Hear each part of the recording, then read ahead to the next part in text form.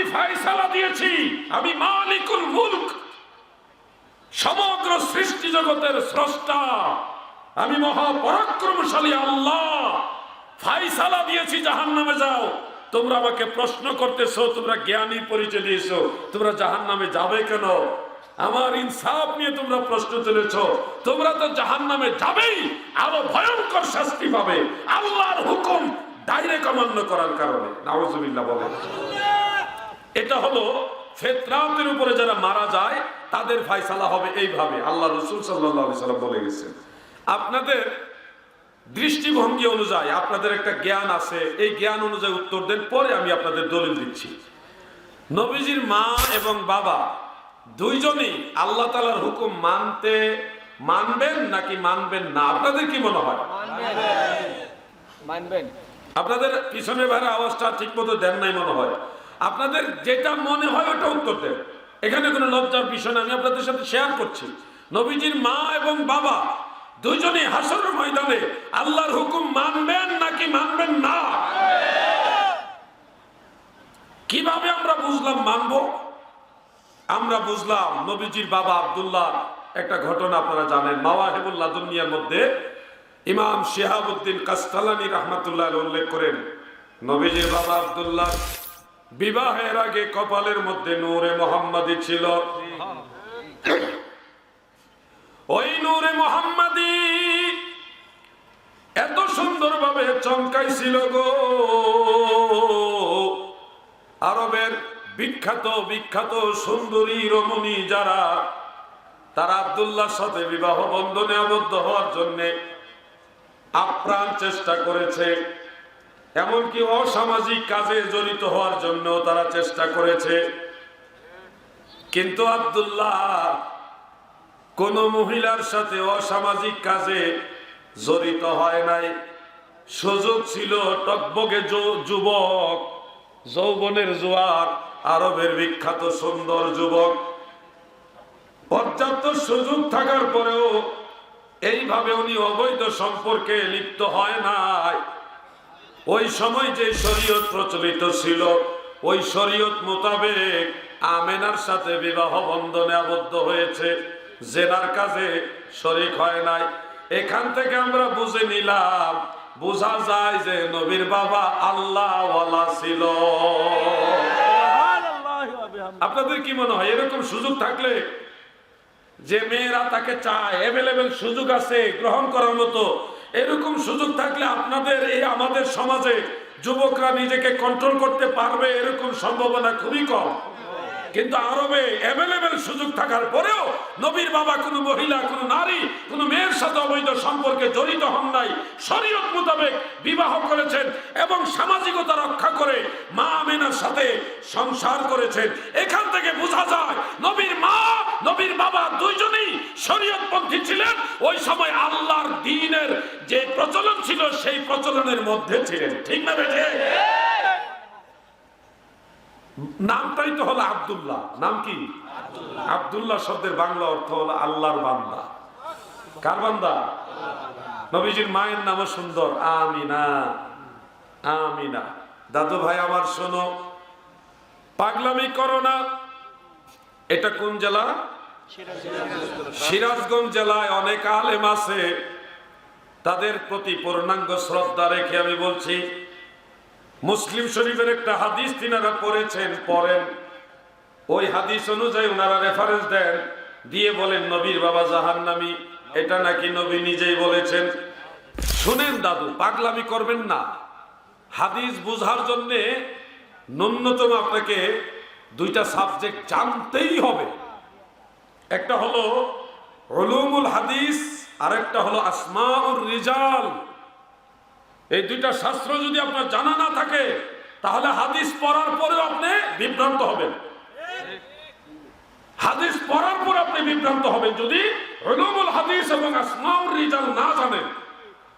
আমি এই বিষয়টা কেন টেনে আনতেছি, সিরাজগঞ্জের জমিনে অনেক আলেমরা এসে বলবে নবীর বাবা জাহান্নামী, নবীর মা বাবা দুজনই জাহান্নামী, তারা কাফের ছিল। এই জন্য আমি কথাগুলি টেনে টেনে আনতেছি, এই জন্য সঠিক বিষয়টা আমরা জানতে পারি। আপনাদের জানার দরকার আছে? তাহলে একটু দুরূদ শরীফ পড়েন, আমি অল্প সময় সাবজেক্ট আলোচনা করে ঈদে মিলাদুন নবী সাল্লাল্লাহু আলাইহি সাল্লাম নিয়ে কিছু কথা বলবো নিয়ত করলাম। আপনারা যদি থাকেন, আর চলে গেলে আমিও চলে যাবো, আপনারা চলে যাবেন, আল্লাহ বাসাইব আর কি। থাকবেন নি আপনারা সবাই ইনশাআল্লাহ? একটু দুরূদ শরীফ পড়ুন। আল্লাহুম্মা সাল্লি আলা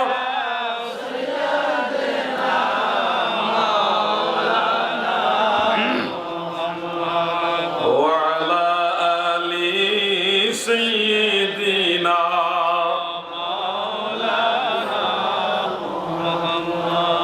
নবী তোমাকে পাইল যারা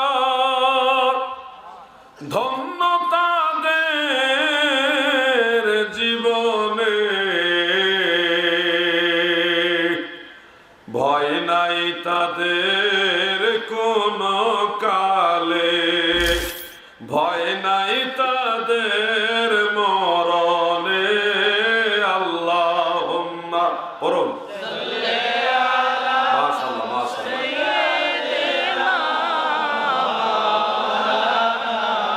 মুহাম্মদ ওয়া আলা আলি সাইয়্যিদিনা।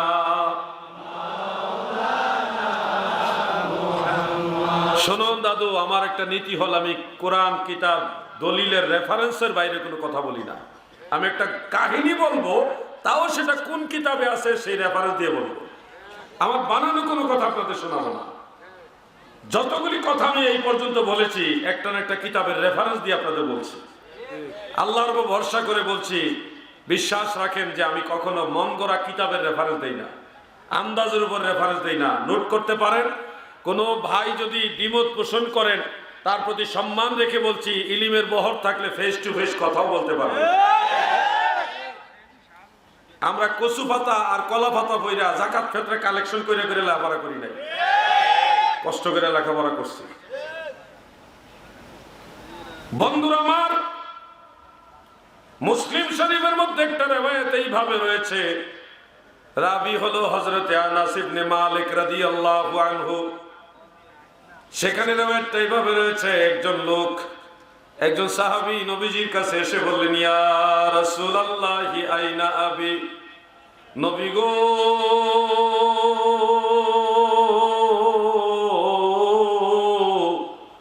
আমার আব্বা কোথায় গো নবী? আমার আব্বা কি জান্নাতি না জাহান্নামী? প্রশ্ন করলেন। নবীজি উত্তরে বললেন, আবুকা ফিন্নার, তোমার বাবা জাহান্নামে। তখন সে মনক্ষুণ্ণ হয়ে মন বেজার করে চলে যাচ্ছিল। রসুল পাক তাকে ডেকে এনে বললেন, এদিকে আসো। কাছে ডেকে নিয়ে বলতেছেন, ওই রিওয়ায়াতের মধ্যে এভাবে আছে, ইন্না আবি ওয়া আবাকা ফিন্নার, নিশ্চয় আমার বাবা এবং তোমার বাবা দুজনই জাহান্নামে। এই রিওয়ায়াতটা ওখানে আছে। আমার অনেক লামাযহাবী শায়েখ কিছু ভাইয়েরা আছেন, ওনারা এই রিওয়ায়াত দিয়ে দলিল পেশ করে বলেন, হ্যাঁ সহিহ মুসলিমের মধ্যে আছে নবীর বাবা জাহান্নামে, আল্লাহর নবী নিজে বলেছে। আরে ভাই, লেখাপড়া করো, হাদিস পড়লে হবে না। আইনের ধারার উপরে ধারা আছে, ধারার উপর উপধারা আছে। হাদিস বোঝার জন্য হাদিসের উপরে হাদিস আছে। একটু লেখাপড়া করতে হইব। দুই ফাতা দেড় ফাতা পয়রা লাভ মারলে হইব না। এই হাদিস উসুলে হাদিসের মানদণ্ডে দলিল যোগ্য না। মুসলিম শরীফ আছে, কিন্তু কেন দলিল যোগ্য না এটা বর্ণনা করেছেন আনাস ইবনে মালিক থেকে ওনার ছাত্র হযরতে সাবেত আল বুনানি রাহমাতুল্লাহ আলাইহি। সাবেত বুনানি থেকে আমার জানা মতে 4 জন ওনার ছাত্র বয়ান করেছেন। কয়জন? 4 জন। 4 জনের মধ্যে একমাত্র হাম্মাদ ইবনে আবি সুলাইম, এই হাম্মাদ বর্ণনা করেছেন আমার বাবা তোমার বাবা দুজনেই জাহান্নামী, এই কথাটা। কিন্তু অন্য 3 জন এইভাবে বয়ান করেননি। ঘটনাটা তিনারা এইভাবে বলেছেন। একজন সাহাবী এসে জিজ্ঞাসা করলেন, ইয়া রাসূলুল্লাহ আইনা আবি, আমার বাবা কোথায়? নবীজি বললেন, ফিন্নার, তোমার বাবা জাহান্নামে। তখন সে মনক্ষুণ্ণ হয়ে চলে যাচ্ছিল।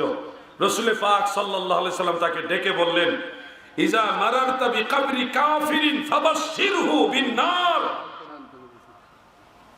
সান্ত্বনা দিয়ে আল্লাহর হাবিব বললেন, তুমি যখন কোন কাফেরের কবরের পাশ দিয়ে যাবে, তাকে জাহান্নামের সুসংবাদ দিবে। এখানে নবীর বাবা জাহান্নামে এই কথা নাই। ইমাম জুহরি, মামার ইবনে রাশাদ সহ এই হাম্মাদের অন্যান্য ক্লাসমেট যারা ওই যে সাবেত আল বুনানির ছাত্র, অন্য সবাই বলছে কাফেরের কবরের পাশ দিয়ে যাওয়ার সময় তাকে জাহান্নামের সুসংবাদ দিবে। কেউ নবীর বাবা জাহান্নামে কথাটা বয়ান করেননি। এমনকি আশ্চর্যের বিষয় হলো আনাস ইবনে মালিক রাদিয়াল্লাহু আনহু ছাড়াও আরো দুইজন সাহাবী এই ঘটনাটা বয়ান করেছেন। সিহা সিত্তার অন্যতম কিতাব সুনান ইবনে মাজাহ শরীফের মধ্যে উল্লেখ এবং মুসনাদ বাজ্জারের মধ্যে উল্লেখ। আশারায়ে মুবাশশারার অন্যতম সাহাবী হযরতে সাদ ইবনে আবি ওয়াক্কাস রাদিয়াল্লাহু আনহু এই ঘটনাটা বয়ান করেছেন এবং ফকি তবকার সাহাবী হযরতে আব্দুল্লাহ ইবনে ওমর রাদিয়াল্লাহু আনহুমা তিনিও বয়ান করেছেন। ওই দুইজনের বর্ণনা ওই নবীর বাবা জাহান্নামে এই কথাটা নাই। ইজা মারারতুম বিকবরি মুশরিকিন ফাবাশশিরহুম বিন্নার, বিভিন্ন আলফাজ আছে। কখনো যদি কোনো কাফের অথবা মুশরিকের কবরের কাছ দিয়ে যাও তাদেরকে জাহান্নামের সুসংবাদ দিবে। এইভাবে হযরতে সাদ ইবনে আবি ওয়াক্কাস বয়ান করেছেন, আব্দুল্লাহ ইবনে ওমর বয়ান করেছেন। একমাত্র হাম্মাদ ছাড়া বাকি সবাই একরকম বয়ান করেছেন, যেখানে নবীর বাবা জাহান্নামে কথা নাই। তাহলে হাম্মাদ এরকম কেন করলো? এখানে একটা প্রশ্ন দাঁড়াচ্ছে না? হাম্মাদের ব্যাপারে আসমাউর রিজাল পড়তে হবে। এখানে ইমাম যাহাবী রাহমাতুল্লাহ আলাইহির মিজানুল ইতিদাল এবং ইমাম ইবনে হাজার আসকালানির তাহযিবুত তাহযিবের মধ্যে উল্লেখ, ইমাম যাহাবীর আল মুগনি ফি দুআফার মধ্যে উল্লেখ, এই হাম্মাদের ব্যাপারে রয়েছে যে সে রাবি হিসেবে সিকা, কিন্তু কাসীরুল খাতা, তার প্রচুর ভুল আছে। মানে হাদিস বয়ান করার সময় সে ভুল করত। এটা তার উপর একটা ইলজাম, একটা অভিযোগ যে ব্যক্তিটা সঠিক, কিন্তু কথা যখন কোনো ঘটনা বলতে গিয়ে সে ভুল করে ফেলতো। আর সে যে ভুল করেছে তার প্রমাণ হলো তার ক্লাসমেটদের বর্ণনার সাথে তার বর্ণনা মিল নাই, এবং অন্য সাহাবীদের বর্ণনার সাথেও তার বর্ণনা মিল নাই। এই জন্য উসুলে হাদিসের মানদণ্ডে ইন্না আবি ওয়া আবাকা এই আলফাজগুলি হলো গায়রে মাহফুজ অথবা শায, যেটা শরীয়তের মানদণ্ডে দলিল হওয়ার উপযুক্ত না। হাদিস আমরা অনেকগুলি পড়ে তারপরে কথা বলতেছি, একটা পড়ে ফতোয়া দিচ্ছি না। আমার যদি কোনো উদ্দেশ্য প্রণোদিত কোন টার্গেট থাকতো তাহলে আমিও মুসলিম শরীফের হাদিস পড়ে আপনাদের বলতাম মুসলিম শরীফ আছে, মুসলিম শরীফ আছে। আমার মরা লাগবে, আমি নিজে মরবো, আমার বিচার হবে, আমার জবাবদিহিতা করতে হবে। একজন আলেম হইলে তার দায়িত্ব তার মাথার উপরে অর্পিত হয়, তাকে দায়িত্ব নিয়ে কথা বলতে হয়। এই জন্য যে কোনো বিষয় গবেষণা করে ওই ব্যাপার আরো কি দলিল আছে সব যাচাই বাছাই করে কথা বলা আলেমদের জন্য ওয়াজিব। তাকবীর, রিসালা, গাজী মুবদালাতুল জিহাদি শাহে। এই জন্য সিরাজগঞ্জ নয়, সারা দেশ নয়, সারা ওয়ার্ল্ডে কোন শেখ যদি বলে নবীর বাবা জাহান্নামী, দলিল যদি মুসলিম শরীফের হাদিস দেয়, বুঝে নেবেন এই লোকটা হলো আসমাউর রিজাল বুঝে না, উলুমুল হাদিসে দুর্বল। মনে করেন মেট্রিক পাস করছে অথবা এইচএসসি ইন্টার পাস করছে, কিন্তু গ্রামার বুঝে না, ব্যাকরণ বুঝে না, এরকম লোক আছে না? এরকম ওই মোল্লাগুলি হলো এরকম, ব্যাকরণ বুঝে না, বড় হুজুর হয়ে গেছে। আল্লাহ তাদের জ্ঞান দান করুক। নবীর মা এবং বাবা দুইজনে কি বলেন? দুইজনে কি জান্নাতি। এটাই হলো আহলে সুন্নাত ওয়াল জামাতের চূড়ান্ত ফয়সালা। আমি নবীজির জন্মকালীন বিষয়টা আলোচনা করতে গিয়ে এটা মনে আসলো, এই জন্য আপনাদের শোনালাম। আর শোনানোর পিছনে আমার ব্যক্তিগত কোনো মত আমি আপনাদের শোনাইনি, দলিল সহকারে কথাগুলি শুনিয়েছি। আল্লাহ যেন আমাদেরকে হকের উপর থাকার তৌফিক দেন। দাদু, ফিতনার যুগ, খুব ভয়ঙ্কর যুগ। এই জামানায় যারা বুঝে তারাও কথা বলে, কিন্তু তারা কম কথা বলে, আর যারা বুঝে না তারা বেশি লাফালাফি করে। ওই যে ছোট ছোট মাছ দেখবেন, এগুলাকে কি বলে, ও পানিতে পড়লে খালি লাফালাফি করে, পুঁটি মাছ। আরে লাফালাফি, এদের লাফালাফির কারণে মনে হয় এরাই মনে হয় সবচেয়ে বড় মাছ। আসলে পুঁটি মাছের চেয়ে বড় মাছ আসেনি। বড় আলেমরা কখনো লাফালাফি করে না। সে কওমির আলেম হোক, আহলে হাদিসের আলেম হোক, আর যে দলের আলেম হোক, আলেমদের আমি শ্রদ্ধা করি। যারা কোরআন হাদিস বুঝে তাদেরকে আমি শ্রদ্ধা করি, কারণ আমরা আলেমরা একসাথে বসলে যে কোনো জটিল সমস্যার সমাধান হয়ে যাবে। কিন্তু আলেম যদি জাহেলের সাথে বসে, তখন আলেম কথা বলে পারবে না, কারণ আলেম যেই গভীরতা নিয়ে কথা বলবে সে ওই লাইনেই। বন্ধুরা আমার, এই জামানা ইমান বাঁচানো হলো সবচেয়ে বড় জেহাদ। ইমান বাঁচানো বড় জেহাদ। আপনি জেহাদে যাবেন, ইয়ে করতেন, এই জেহাদ সেই জেহাদ, আর ওই জেহাদ তো পরে। এখন ইমান বাঁচায় রাখা হলো সবচেয়ে বড় জেহাদ। নামাজির অভাব নাই, মুসল্লির অভাব নাই, কিন্তু বাবাজি ফিতনা, রাতের অন্ধকারে যেতে গভীরভাবে আক্রমণ করেছে ফিতনা। আমার পীর কেবলা জান হুজুর ছন্দের ভাষায় বলতেন, ভবে হাটেতে হাটক কিনতে এসে চিনতে নারিলি পিতল কেমিকেল, বাহিরের রূপে ধাঁধা লাগিল রে তুই, মজিলিমা কালো দেখে ভেলো। অনেক লোক আছে বাংলা বই পড়ে ফতোয়া সাপ্লাই দেয়, আরবি কিতাব ঠিক মতো পড়তে পারে না। আরবি কিতাব পড়বে তো দূরের কথা, অনেকে কোরআন শরীফও পড়তে জানে না। বাংলা বই পড়ে এমন ফতোয়া দেয় রে ভাই, মনে হয় সে মক্কার ইমাম। এজন্য সাবধান থাকবেন, খুব সতর্কতার সাথে থাকবেন। বেশি আমল দরকার নাই, অল্প আমলই যথেষ্ট, যদি এটা সঠিক লাইনে আপনি করেন। যদি সঠিক লাইনে থেকে বেশি পরিমাণ আমল করতে পারেন, এটা আপনার জন্য অনেক ভালো। আর বেশি আমল করতে যাইয়া যদি ঈমান হারান, তাহলে আমও গেল, সালাও গেল। বাংলাদেশে আমরা ইসলাম ধর্ম পেয়েছি আল্লাহর ওলিদের মাধ্যমে, ঠিক না বেঠে? অতএব আল্লাহর ওলিরা যে ইসলাম আমাদের শিক্ষা দিয়েছে, আমরা সেই ইসলামে থাকবো।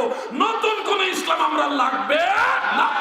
কত ইসলাম বাইরেছে, এই ইসলাম সেই ইসলাম, এত ইসলাম লাগবে না। আমরা 1450 বছর আগের মদিনার ইসলাম লাগবে, ঠিক না বেঠে?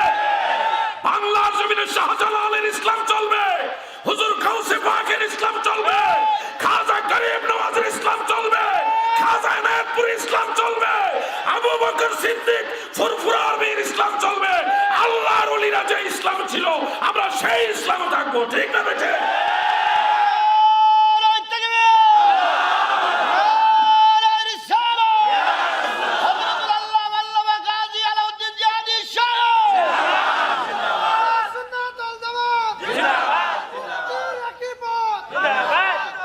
মাশাআল্লাহ মাশাআল্লাহ, আহলে সুন্নাত ওয়াল জামাত জিন্দাবাদ জিন্দাবাদ। মুক্তির একই পথ আহলে সুন্নাত। সুন্দর একটা স্লোগান দিছে। দেখেন, পীর আলাদা হতে পারে, কিন্তু আমরা সবাই আহলে সুন্নাত, ঠিক না বেঠে? এজন্য আমরা পীর যার যার, সুন্নিও সবার, আমরা সবাই এক। আকীদার দৃষ্টিতে আমরা সবাই এক। আজকের মাহফিলের সম্মানিত সভাপতি সাহেব, তিনি কিন্তু এনায়েতপুরের মুরিদ। আমি ফরিদপুর আট্রসির মুরিদ, হুজুরের মুরিদ। আবার দেখা গেছে অনেকে এখানে আসে দাওয়াত ইসলামী করে, আবার অনেকে ফুরফুরা শরীফের মুরিদ, কেউ অন্যান্য দরবারের মুরিদান আছে। সবাই মিলে আমরা মদিনাওয়ালার পথের লোক, ঠিক না বেঠে? ইউনিটি আমাদের মধ্যে আছে। আজকে আকাশটা যদি পুরো দিন ভালো থাকতো, লোকজন আরো ব্যাপকভাবে হইতো। আমিও তো সকালবেলায় বাসা থেকে বের হওয়ার সময় মাওলানা ওমর ফারুক মুজাহিদি ভাই, ওনার মাধ্যমে এখানে আমি আসছি। আমার অত্যন্ত মহব্বতের ভাই, খুব সুন্দর বয়ানও করেন, অত্যন্ত চমৎকার বয়ান করেন। মাওলানা ওমর ফারুক মুজাহিদি, তিনি, আমি ফোন করে বললাম, ভাই মাহফিল কি হবে? মানে হালকা গুড়ি গুড়ি বৃষ্টি পড়তেছে। তা আমি যেহেতু সন্দেহের মধ্যে পড়ছি যে মাহফিল হবে কিনা, এলাকার মানুষও তো এরকম একটা সন্দেহ পড়ছে না, এটা একটা এফেক্ট হয়েছে। তারপর আলহামদুলিল্লাহ মোটামুটি খারাপ হয়েছে না, চলে। কি বলেন আপনারা? আপনারা থাকলেই চলবো। থাকবেন তো নাকি? কারা কারা চলে যাবেন? হাত উঠান। হ্যাঁ, আপনাকে চলে যাবেন? আচ্ছা ঠিক আছে, বুঝছি। আল্লাহুম্মা সাল্লি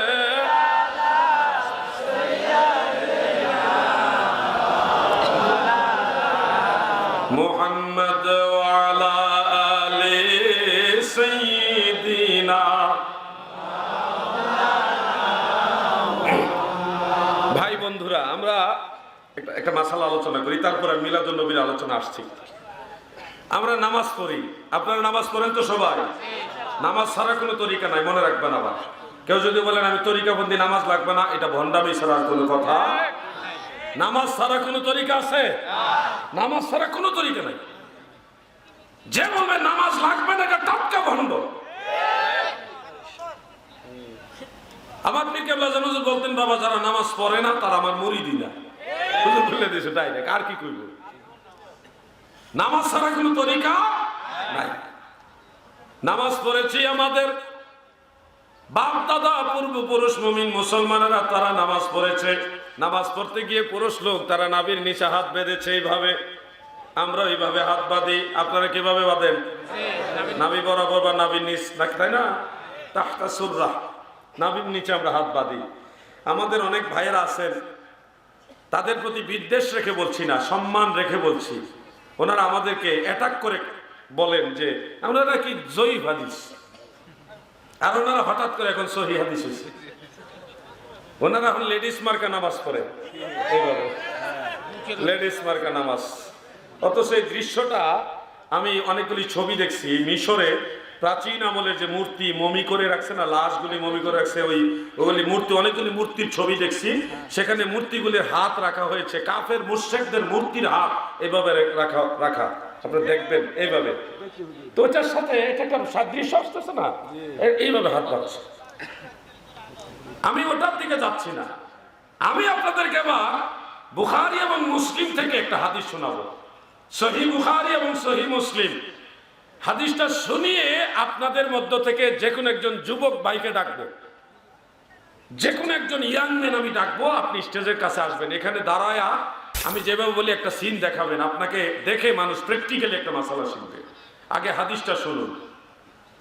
হাদিসটা সহিহ বুখারীতে মওকুফ রূপে উল্লেখ আছে, আর সহিহ মুসলিমের মধ্যে মরফু মুত্তাসিল সহিহ সনদ উল্লেখ আছে।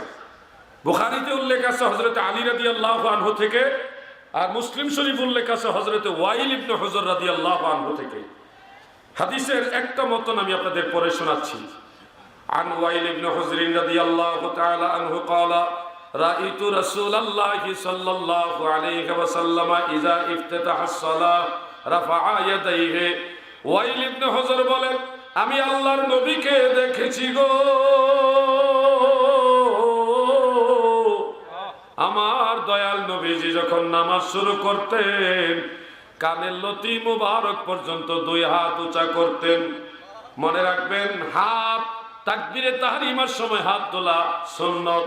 হাতগুলি এইভাবে তুলবেন না, বরং হাতের পেট থাকবে কাবার দিকে। আল্লাহু আকবার, মনে থাকবে? দেখান তো কিভাবে থাকবে হাত। আল্লাহু আকবার, মনে থাকবে? এই কানের লতি টতি ধরা লাগবে না, এই কান বরাবর হাত উঠালেই হবে। হাত আবার এমনি উঠাইন না, কনি দেখাইয়া উঠাইন না। কনি মানে কি? ফিডা দেখাইয়া, তার ফিডা দেন এরকম না, এইভাবে হাতের পেট কিবলামুখী থাকবে। আল্লাহু আকবার, এইভাবে মনে থাকবে তো? আল্লাহর হাবিব আমাদের দয়াল নবীজি কানের লতি মুবারক পর্যন্ত দুই হাত তুলতেন। ওয়াইল ইবনে হুজর রাদিয়াল্লাহু আনহু তিনি বলেন, যিনি ইয়ামানের রাজার ছেলে ছিলেন, রাজপুত্র ছিলেন, তিনি মদিনায় এসে নবীজির কাছে ইসলাম কবুল করেছেন। কিছুদিন নবীজির কাছে থেকে ইসলাম শিখেছেন, নামাজ শিখেছেন। সেই সুবাদে তিনি বলেন, আমি দেখলাম এরপরে সুম্মা ওয়াদা'a ইয়াদাহুল ইউমনা আলা কাফফিহিল ইউসরা, এরপরে নবীজি ডান হাত রাখলেন বাম হাতের কবজির উপরে, বাম হাতের কবজির উপরে। সুম্মা ওয়াদা'a ইয়াদাহুল ইউমনা, ডান হাত রাখলেন ইউমনা আলা কাফফিহিল, কাফফুর মানে কবজি, আলা কাফফিহিল ইউসরা, অপর হাতের কবজির উপরে নবীজি রাখলেন। ডান হাত রাখলেন বাম হাতের কবজির উপরে। এবার একজন যুবক আসো, যে কোনো একজন যুবক আসো, আসো, যে কোনো একজন যুবক আসো না, ভয় পেও না। আসো আসো। একজন নর্মাল না, নর্মাল যুবকরা আসলে ভালো হয়। আসো, চাদরটা একজনের কাছে রেখে আসেন। একজন পাইছি, আর লাগবে না, একজনে চলবো। উনি চলে আসছে আগে, আপনি পরে আসছেন তো সিরিয়ালে পিছিয়ে পড়ে গেছে। আচ্ছা, আরো দুইজন আছেন তো, আপনি এবং আপনি দুইজন রেডি থাকেন। আমি আরেকটা আসরের ময়দানে সর্বপ্রথম আল্লাহ তাআলা বলবেন নামাজের হিসাব আগে দাও, নামাজের হিসাব আগে দাও। তখন আপনি কি হিসাব দিবেন এটা বুঝে শুনে যাইয়েন। অনেক মানুষ আল্লাহর কাছে দাঁড়ায় বলবে, মিথ্যা কথা বলবে। আল্লাহ বলবে কারা কারা নামাজ পড়ছো, তো সবাই কইব আমরা পড়ছি। সবাই নামাজিও কইব পড়ছি, বেনামাজিও কইব পড়ছি। দেখছেন কত বড় বাটপার। আল্লাহর সামনে দাঁড়ায় বলবে আমরা নামাজ পড়ছি, কত বড় মিথ্যা কথা।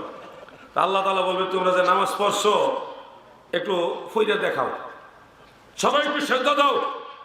যারা নামাজি তারা আল্লাহু আকবার বলে নামাজ শুরু করে দিব, সেজদা দিব।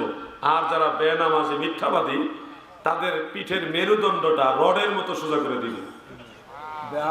এরা রুকু সেজদা করতে চাইবে কিন্তু সোজা হয়ে থাকবে। এই জন্য বলি দাদু, নামাজ পড়া লাগবে কিনা? আওয়াজটা দুর্বল।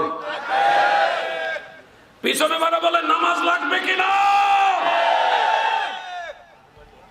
দাদু ভাই আমার, যারা নামাজ পড়ে তাদের জন্য হাত বাঁধার মাসালা। কিছু ভাই সৌদি আরব দেখেছি এমনি পড়ে।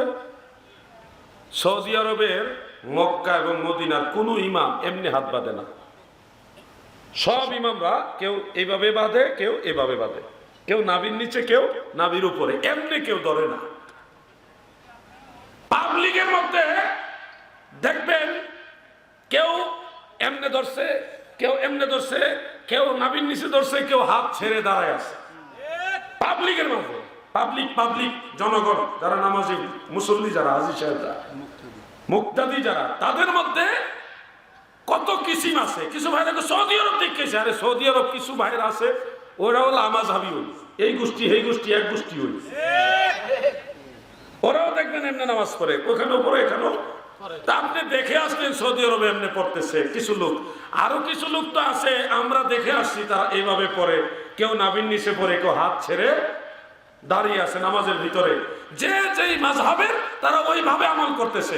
তা আপনি শুধু একটা দেখলেন, বাকিগুলি দেখলেন না, আপনার দেখার মধ্যেই তো ভেজাল। কথাটা বুঝেন না আপনারা? উনি একটা দেখে আসছে আর বাকিগুলি দেখেই নাই। ওনার কচু শাক খাওয়া দরকার। খাইতে না চাইলে ডাইরেক্ট রান্না সারা খাওয়াই দিবে, যেন চুলকান উঠে। তুমি একটা দেখে আসছো, বাকিগুলি খাইতে দেখছো না কেন? এই জন্য কচু শাক খাও। বন্ধুরা আমার, আমি আপনাদের কাছে যে কথাগুলি বলছি ক্লিয়ার কাট কথা, কোন ঝাপসা কথা আলাউদ্দিন জিহাদি বলে না। যা বলে ডাইরেক্ট অ্যাকশন বলে। আপনাদের যদি কথায় দ্বিমত থাকে কমিটির মাধ্যমে কাগজে লিখে দেন, আমি প্রয়োজনে আবার উত্তর দিব। কিন্তু আমি চলে গেলে মাহফিল কমিটিরে ডিস্টার্ব করা চলবে। কারো কিছু বলার থাকলে মাহফিল কমিটির মাধ্যমে এখানে বলো, ফেস টু ফেস কথা হবে, ঠিক না বেঠে? চলে গেলে কোনো বেজাল চলবে না। বন্ধুরা আমার, আমি আত্মসী, আপনি হয়তো ফুরফুরা অথবা এনায়েতপুর, আমরা যে যেই দরবারের মুরিদি হই আমরা সবাই হানাফি। কওমি মাদ্রাসার যত আলেম ছাত্র সব হানাফি, সব হানাফি। কেউ বলতে পারবে না যে আমি হানাফি না। বাংলাদেশের সব কওমি হানাফি, সব কওমি হানাফি। জিজ্ঞাসা করেন আমার কথা যদি বিশ্বাস না হয়। হাটাজারি মাদ্রাসার সব আলেম হানাফি। ফটিয়া জিরি মাদ্রাসা, বাংলাদেশের প্রসিদ্ধ যে বগুড়া তো আছে জামিল মাদ্রাসা, আরো যত মাদ্রাসা সব কওমি মাদ্রাসা হানাফি। আমরা এমনি আকীদা বিভিন্ন বিষয়ে ইখতিলাফ আছে, কিন্তু মাযহাবে হানাফি। দাদু পাগলামি চলবে না। অনেক সময় অনেক কথাই তো তারা বলে, আমি সব কথা বিস্তারিত আলোচনা করলে দেখা গেছে এক সাবজেক্টে আলোচনা শেষ হয়ে যাবে। আর সাধারণত এখানে আমি সভাপতি হিসেবে জিজ্ঞাসা করছি, দাদু আমার কোনো আলোচনার বিষয়বস্তু আছে কিনা? উনি বললেন আপনার ইচ্ছা, যেটা ভালো মনে করেন সেটাই সাধারণ মুসলমানদের কল্যাণের জন্য আলোচনাগুলি করবেন। আমাকে নির্দিষ্ট সাবজেক্ট দেয়নি, মানে বুঝলাম এখানে রোগ বেশি, এখানে রোগ বেশি। এক সাবজেক্টে ওয়াজ করে গেলে তো আমি পারি, সমস্যা নাই, গেলাম 2 ঘন্টা 2.5 ঘন্টা ওয়াজ করে এক সাবজেক্টে। কিন্তু আরো তো বহু সাবজেক্ট, সারা অঙ্গে ব্যথা, মলম দিব কোন জায়গা? দাদু ভাই আমার, এবার আমি ঈদে মিলাদুন নবী সাল্লাল্লাহু আলাইহি ওয়াসাল্লাম এই বিষয়ে কিছু কথা বলি। বলবো কি? মনে রাখবেন এখানে 3টা সাবজেক্ট, একটা হলো ঈদ, আরেকটা হলো মিলাদুন নবী, আরেকটা হলো কিয়াম লিতাযীমিন নবী সাল্লাল্লাহু আলাইহি ওয়াসাল্লাম। 3টা সাবজেক্ট, সাথে যদি জশ্নে জুলুস যোগ করি তাহলে হবে 4টা সাবজেক্ট। প্রতিটা বিষয় বিভিন্ন দলিলের আলোকে প্রমাণিত। এক দলিল দিয়া সব প্রমাণ হওয়া লাগবে এমন কোনো কথা নাই। নামাজের শুরু থেকে তাকবীরে তাহরিমা থেকে সালাম পর্যন্ত সম্পূর্ণ নামাজ একটা হাদিস দিয়ে প্রমাণ না, বিভিন্ন হাদিস দিয়ে প্রমাণ হয়। যারা আলেম তারা জানে এটা। আপনি যদি বলেন একটা আয়াতে দেখাইতে হবে নামাজের তাকবীরে তাহরিমা থেকে সালাম পর্যন্ত, এক আয়াতে আসেন, সম্ভব না, নাই এক আয়াতে কোথাও।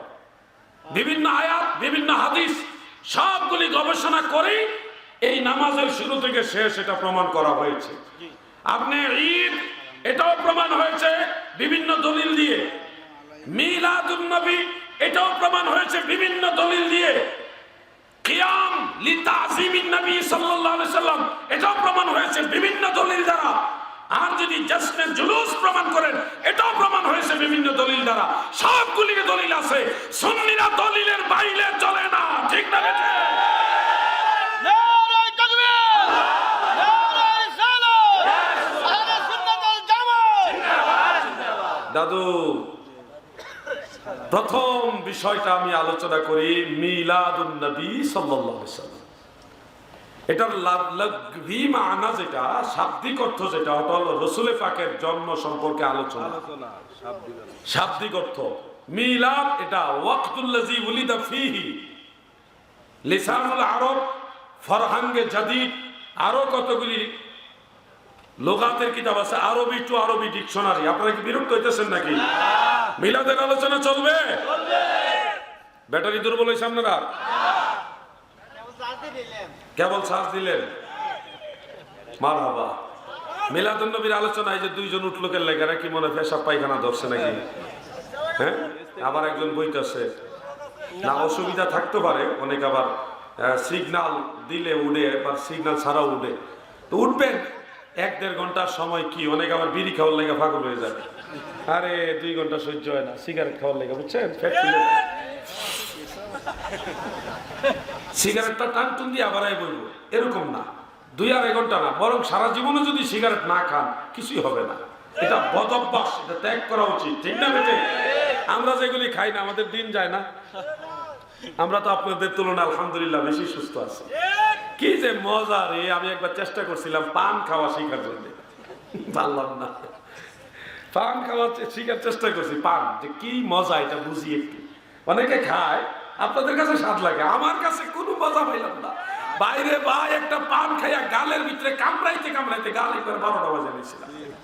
গালে বিক্রি দিয়া এটা বিনা অপারেশনে ক্যাসের কুসর হয়ে গেছে।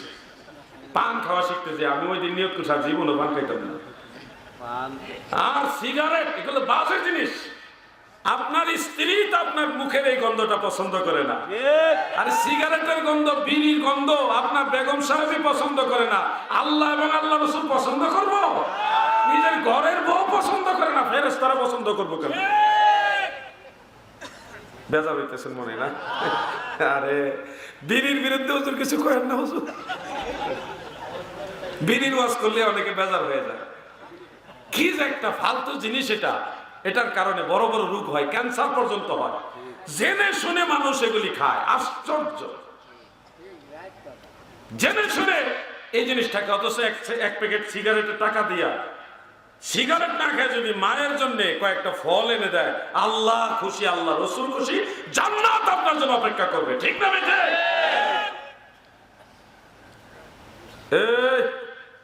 এই আপনি কি সিগারেট খান?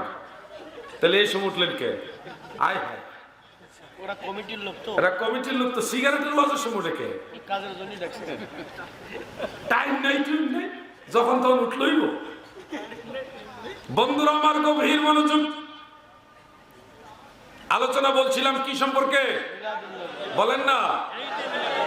আজ ঈদ মিলাদুন নবীর মাহফিল চলতেছে, আজ ঈদ মিলাদুন নবীর মাহফিল চলতেছে, আনন্দে উল্লাসে সারা, আনন্দে উল্লাসে সারা জগৎ মেতেছে, আজ ঈদ মিলাদুন নবীর মাহফিল চলতেছে, আজ ঈদ মিলাদুন নবীর মাহফিল চলতেছে।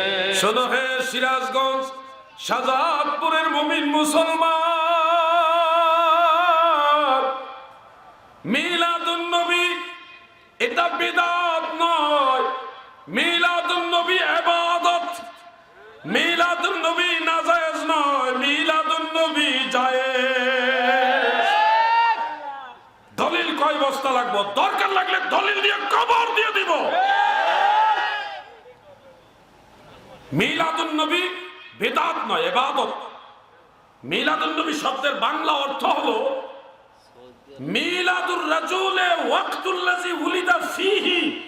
ব্যক্তির মিলাদ হলো সেই সময় যেই সময় সে জন্মগ্রহণ করে। এটা ইসমে জরফ, জরফে জামান, জরফে জামান, জরফ।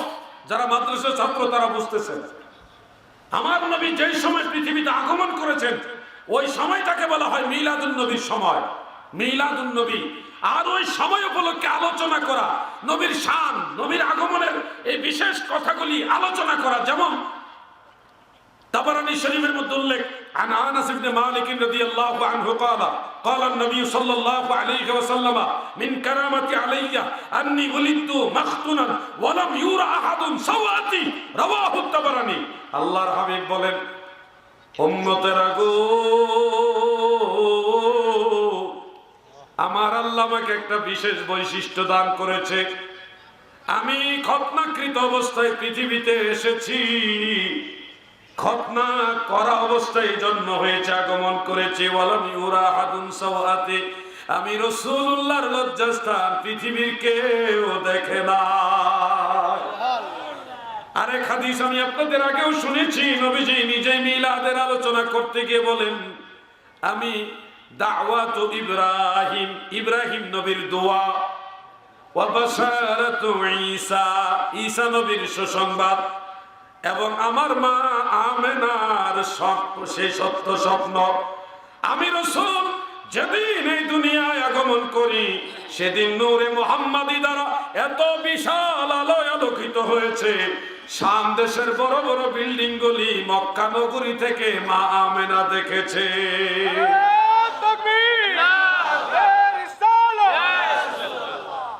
আমেনা বলেন, আল্লাহর হাবিব বলতেছে, ইন্না উম্মি রাআত ফি মানামিহা, নিশ্চয় আমার মা তার স্বপ্নের মধ্যে দেখলেন, আন্নাল্লাযী ফি বাতনিহা নূর, তার গর্ভের মধ্যে রয়েছে নূর, এবং খারাজা মিনহা নূর, তার বাতন থেকে, গর্ভ থেকে পৃথিবীতে এসেছে নূর, এবং আসার পরে সারা পৃথিবী আলোকিত হয়েছে নূরে। সুবহানাল্লাহ। নূরে নূর তাজালা, নূরের খবর জানে সে আল্লাহ। দাদু ভাই আমার নবী যেদিন দুনিয়াতে আসে সেদিন শয়তান ফুফায়া ফুফায়া কাঁদছিল, গোটা সৃষ্টি জগৎ আনন্দে আত্মহারা হয়েছিল। সুবহানাল্লাহ। আমার নবী যেদিন দুনিয়াতে আসে ফেরেশতারা লাইনে লাইনে লাইনে লাইনে দাঁড়ায়া আমার নবী সালাতু সালাম পাঠ করেছে আর মারহাবা ধ্বনি দিয়েছে, মারহাবা ইয়া রাসূলুল্লাহ, মারহাবা, বলেন মারহাবা ইয়া হাবিবাল্লাহ। যুবক ভাইরা বলো না কেন মারহাবা ইয়া রাসূলুল্লাহ।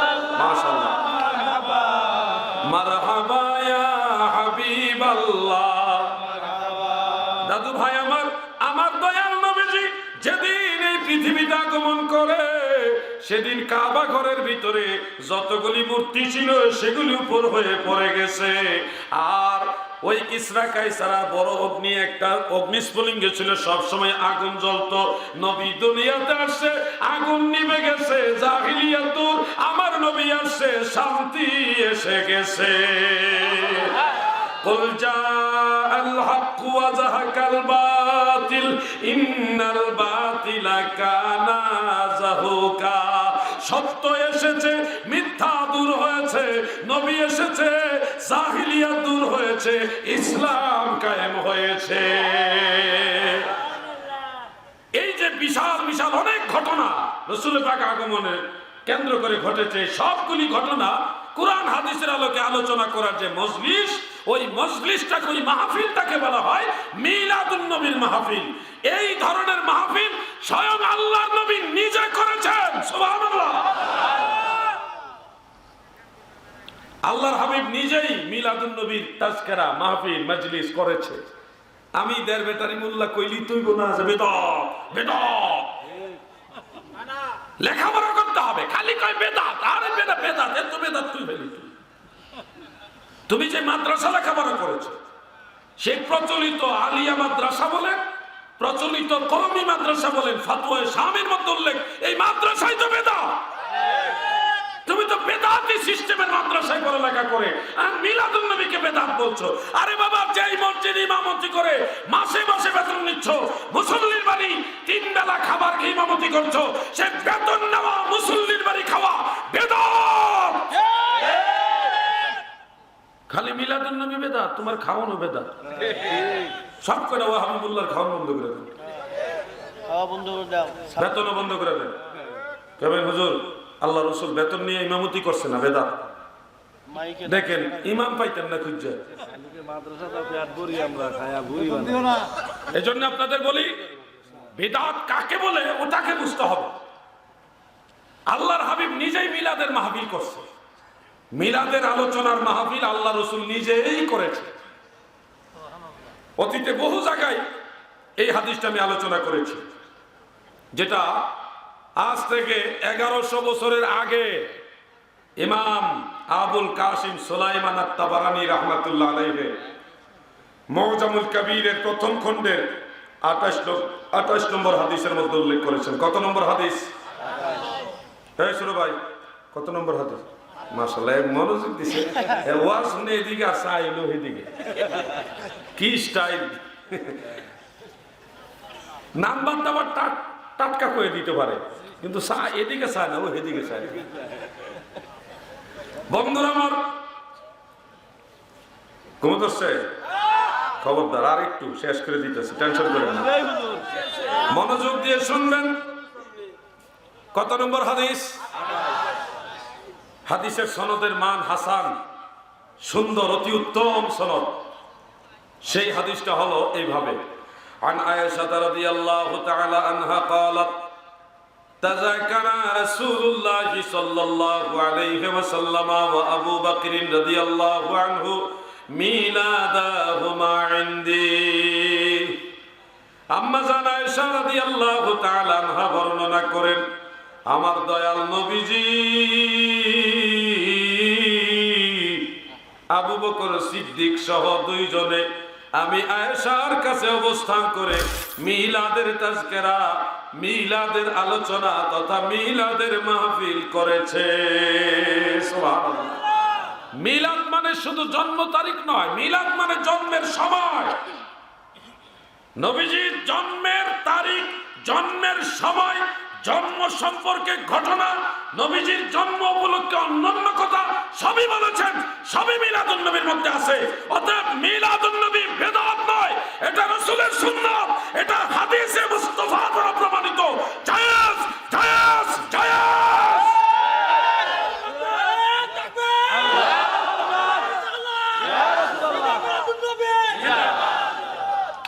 আপনি যদি বলেন জিহাদি ভাই এটা কি হাদিসে আছে, আপনি সন্দেহ পোষণ করলে আপনার কিতাবটা নিয়ে আসেন, আমি আপনার কিতাব থেকে খুলে বের করে দিব।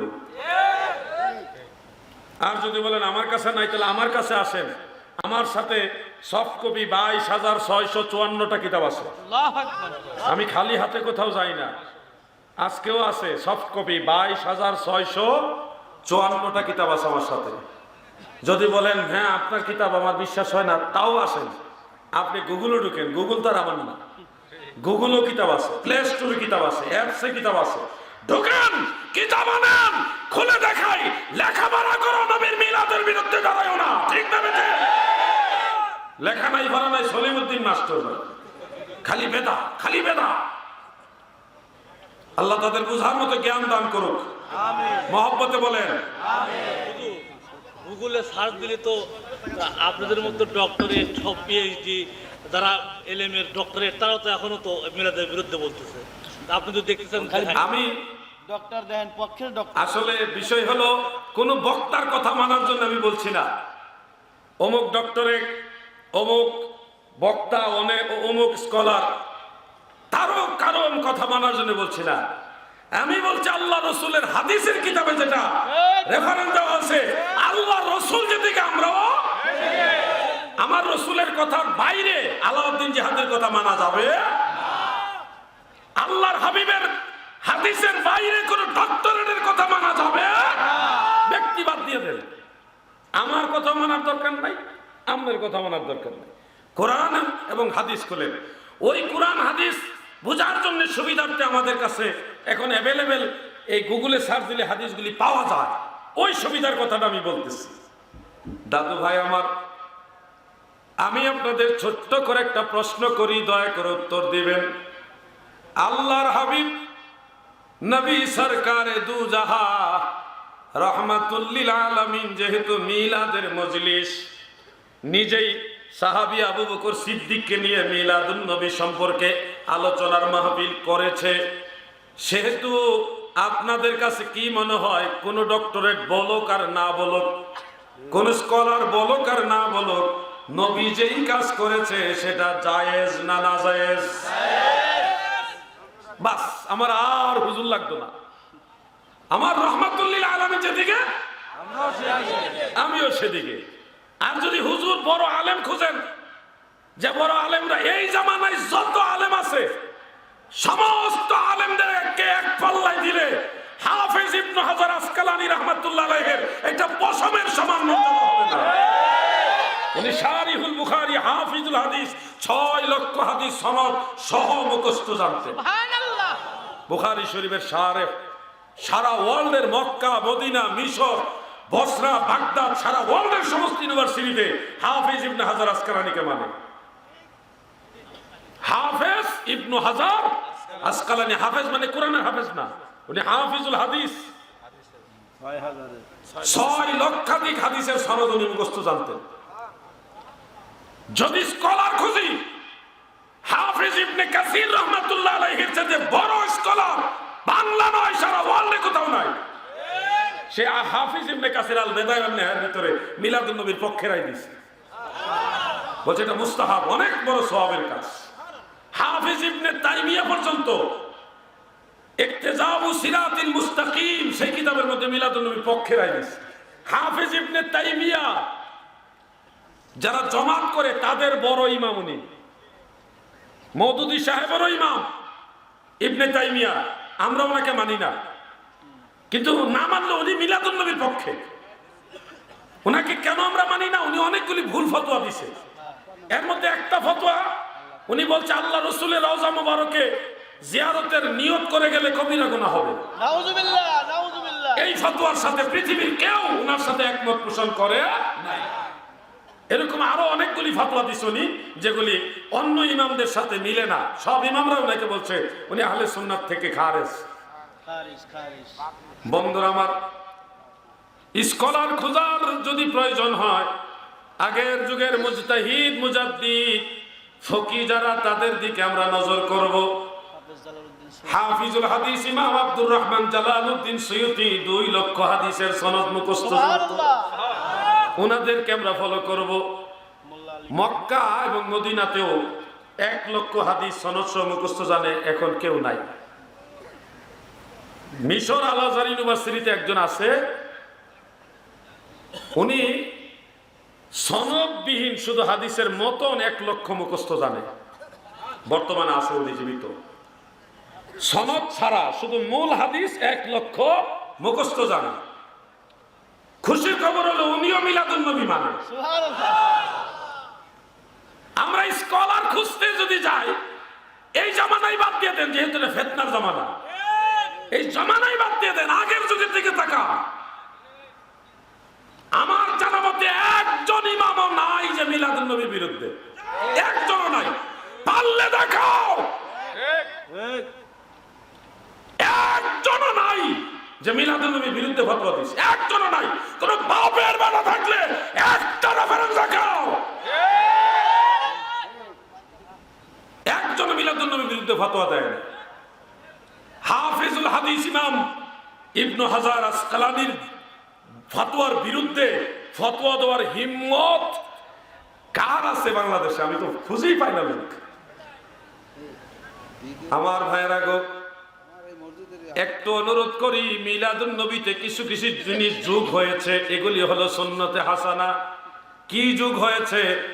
প্রথম যুগ হয়েছে কোরআনুল কারীমের তেলাওয়াত। যে কোনো কাজ আমরা কোরআন তেলাওয়াত দিয়ে শুরু করি, কি বলেন আপনারা? আমরা শুরু করি তাই। একটা মিটিং ধরেন, একটা ভালো কাজের মিটিং, দেখবেন সর্বপ্রথম কোরআন তেলাওয়াত হয়। জাতীয় মহান সংসদেও সর্বপ্রথম কোরআন তেলাওয়াত হয়।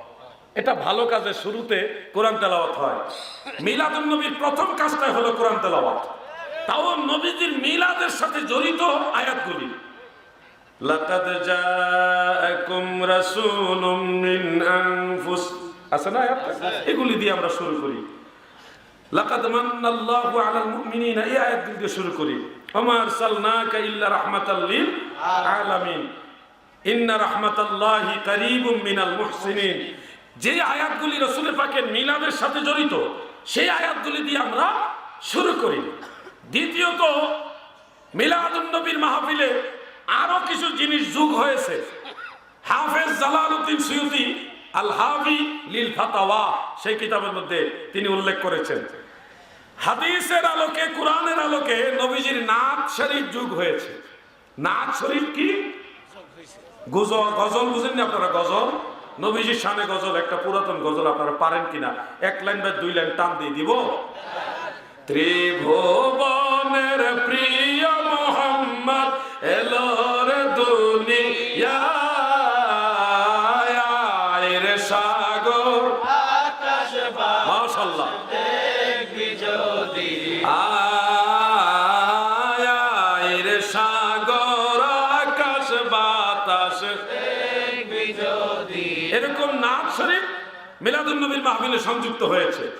অধিক পরিমাণে দুরূদ শরীফ সংযুক্ত হয়েছে, দুরূদ শরীফ সালাম সংযুক্ত হয়েছে। সেখানে কোরআনের আয়াত, হাদিসের আলোকে, বিভিন্ন সিরাত গ্রন্থের আলোকে, তারিখের আলোকে, দলিল কিতাবের আলোকে নবীজির মিলাদ সম্পর্কের আলোচনাগুলি সংযুক্ত হয়েছে। সর্বশেষ সেখানে দোয়া সংযুক্ত হয়েছে।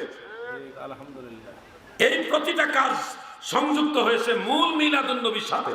মূল মিলাদুন নবীটা হলো নবীজির আগমন সম্পর্কিত আলোচনা। এটার সাথে কোরআন তেলাওয়াত যোগ হয়েছে, যেটা সর্বোত্তম নফল বন্দেগী, আফদালুল ইবাদত, সর্বশ্রেষ্ঠ ইবাদত হলো তিলাওয়াতে কোরআন। নবীজির নাত শরীফ নিঃসন্দেহে অতি উত্তম কাজ। সেখানে দুরূদ শরীফ আল্লাহর কোরআনের আয়াত, সাল্লু আলাইহি ওয়া সাল্লিমু তাসলিমা, পাক কোরআনের ঘোষণা। নবীর উপর দরুদ পড়া, নবীজিকে সালাম দেওয়া, স্বয়ং আল্লাহ পাকের ঘোষণা। আল্লাহুম্মা সাল্লি আলা সাইয়্যিদিনা মুহাম্মদ নাবিয়ানা শাফিয়ানা মাওলানা মুহাম্মদ। আল্লাহুম্মা সাল্লি আলা সাইয়্যিদিনা মুহাম্মদ নবিয়িনা শাফিঈনা মাওলানা। এরকম দরুদ সালাম সংযুক্ত হয়েছে। শেষে দোয়া। আপনারা কি মনে করেন দোয়া জায়েজ আছে? আল্লাহর হাবিব বলেন, আদ-দুআউ হুয়াল ইবাদাহ, দোয়া করাটাও ইবাদত। এই জিনিসগুলি সংযুক্ত হয়েছে। মোনাজাতের পরে যার যার তৌফিক অনুযায়ী ইতআমুত তাআম, মানুষকে কিছু তাবারুক হিসেবে খাদ্য সামগ্রী বিতরণ করা। এই সামগ্রিক কাজটাকে হাফেজ ইবনে হাজার আসকালানী, হাফেজ জালালউদ্দিন সুয়ুতি, হাফেজ ইবনে কাসির, ইমাম মোল্লা আলী কারি, ইমাম ইবনে আবিদিন শামি, ইমাম ইবনে হাজার মক্কি হায়তামি, এই সব ইমামরা বলেছেন ইউস্তাহাব্বু লানা ইজহারুশ শুকরে বিমাউলিদিন নবী সাল্লাল্লাহু আলাইহি ওয়াসাল্লাম।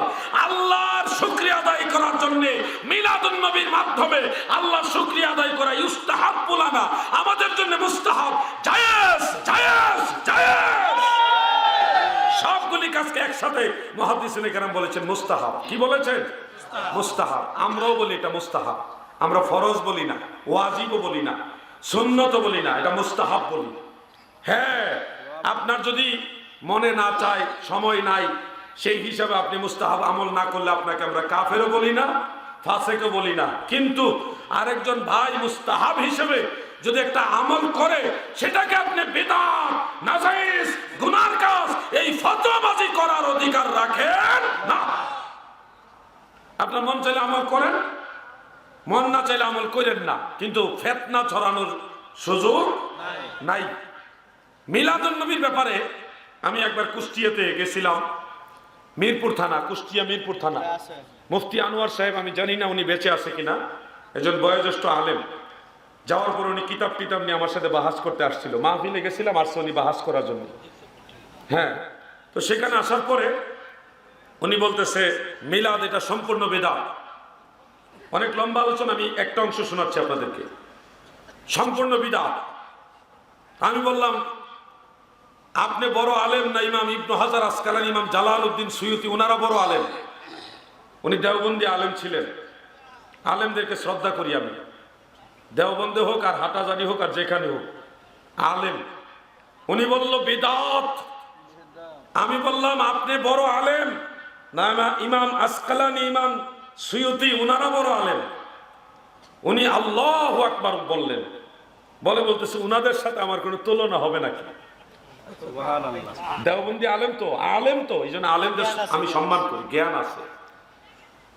উনারা হলেন ইমাম, উনারা হলেন মুজতাহিদ, মুজাদ্দিদ, আর আমি হলাম মুকাল্লিদ, সাধারণ একটা আলেম। আমি তখন এতটা খুশি হয়েছি, ওনার জন্য দোয়া করেছি। আমি তখন বললাম ভাই, হাফেজ ইবনে হাজার আসকালানী এবং হাফেজ জালালউদ্দিন সুয়ুতি, ওনারা দুইজন বলেছেন, দুইজনের কিতাবের মধ্যে উল্লেখ আছে, ইমাম সুয়ুতির আল হাবিলিল ফাতোয়ার মধ্যে আছে, কাদ ইস্তিখরাজা লাহুল হাফিজ ইবনে হাজার আসলাম মিনাস সুন্নাহ ওয়া কাযাল হাফিজ সুয়ুতি কুদ্দিসা সিররুহু, যে রাসূলের সুন্নাহ এর ভিতর থেকে হাফিজ ইবনে হাজার আসকালানী, অনুরূপ ইমাম জালালউদ্দিন সুয়ুতি সুন্নাহ থেকে মিলাদুন নবীর দলিল বের করেছেন এবং বলেছেন ইউস্তাহাব্বু লানা, এটা আমাদের জন্য মুস্তাহাব, সওয়াবের কাজ। আমি যখন এই দলিলটা দিলাম, উনি বলতেছে উনারা কি এটা বলছেন? আমি ওনার জন্য দোয়া করি।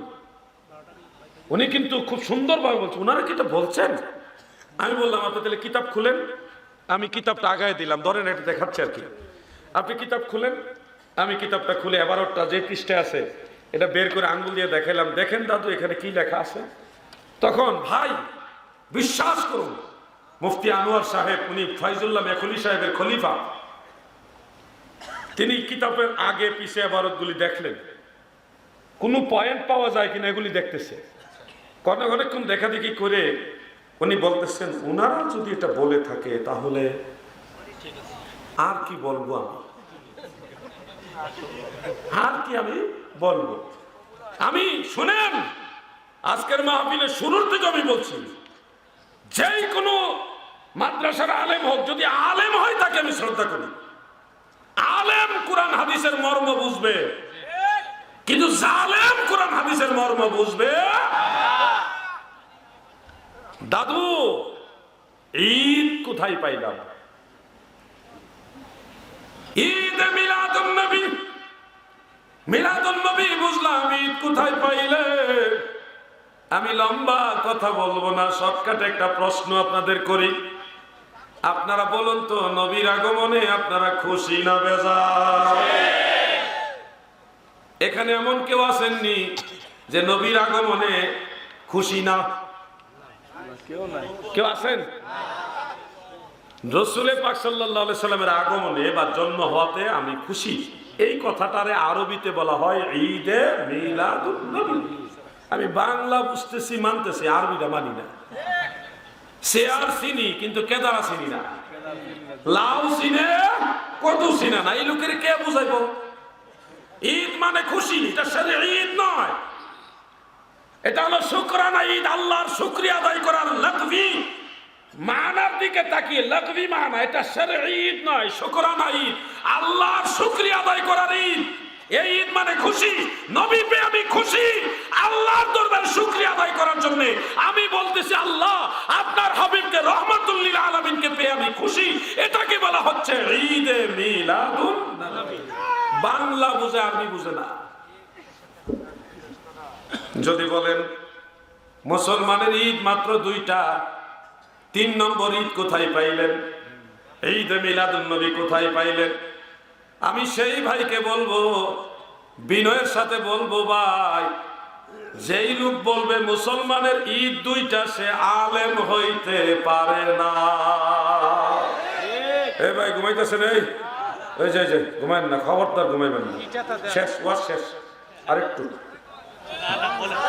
আপনি কি বাড়ির গেছেন কা ঘুমে নাকি? খবরদার ঘুমাইবেন না।